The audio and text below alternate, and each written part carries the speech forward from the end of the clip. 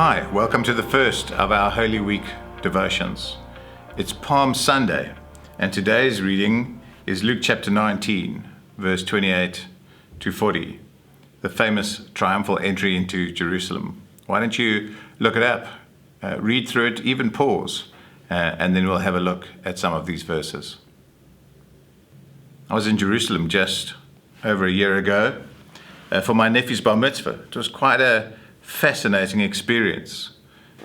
We were outside of the walls of the old city, and each little bar mitzvah kid that was there had his family group around him or her, and it was quite festive. And there were musicians and trumpeters and people singing, and we paraded into the old city through one of the old city gates.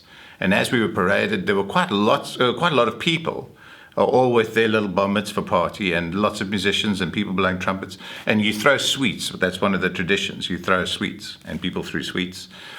And it was quite this festive throng as we went up through the streets into the gates of the old city and up to the wall.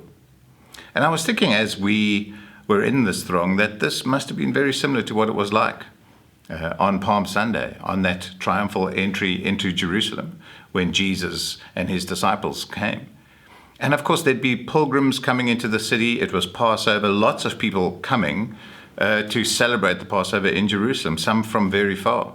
And there would be little groups with their particular guru or rabbi or teacher that they followed, and people would be cheering and saying great things about this person and also saying great things about God.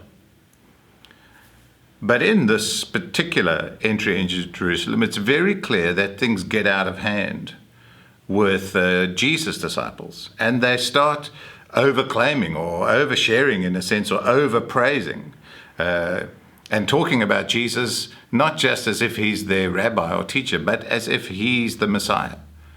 And it causes such a shock and an uproar that even the religious leaders who are watching the parade coming into Jerusalem say there in verse 39, as you see there, rebuke your disciples, Tell them to calm down. Tell them to stop getting out of hand, putting you on this Messiah pedestal. And of course, Jesus famously says there in verse 40, if they keep quiet, the stones will cry out. Even if all people are silenced, when the Messiah comes into Jerusalem, if no one says anything, the stones themselves will say it. Creation itself, in other words, will proclaim this truth, that the Messiah is coming to Jerusalem. And of course, something more significant than just a Passover parade into Jerusalem is happening. Something of great significance is happening here, a piece of prophetic fulfillment.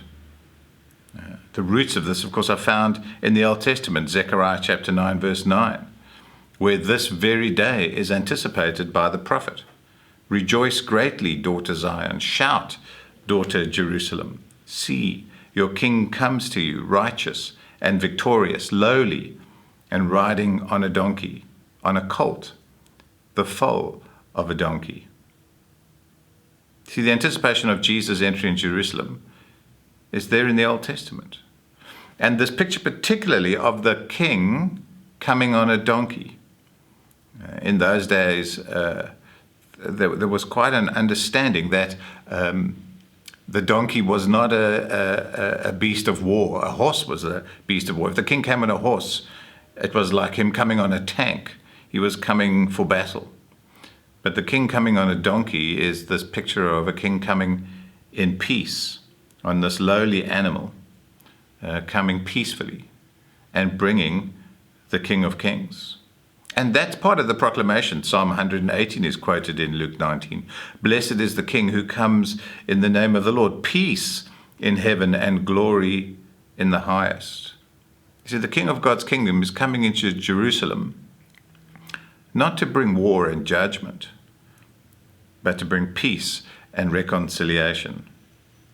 Certainly this wasn't something the Israelites expected the Messiah would be doing. There was a lot of anticipation that he was going to come and rid the Romans of their occupation of Israel. And they wanted a king to come in battle and do that and get rid of the Roman occupiers. But Jesus comes into Jerusalem on a mission of peace. And of course, it's not a mission of peace to the Romans, but ultimately, well, to all of us.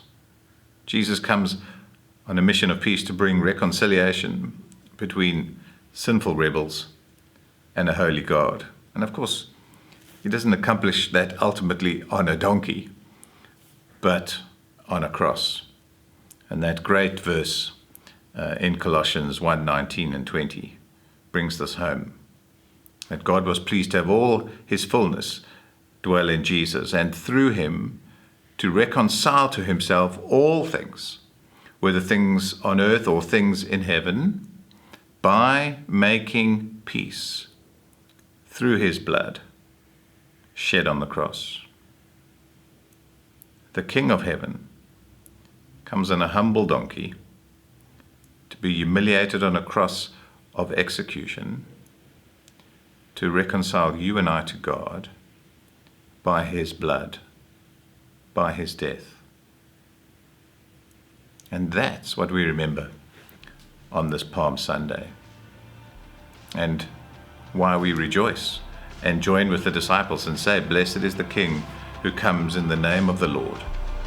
Peace in heaven and glory in the highest."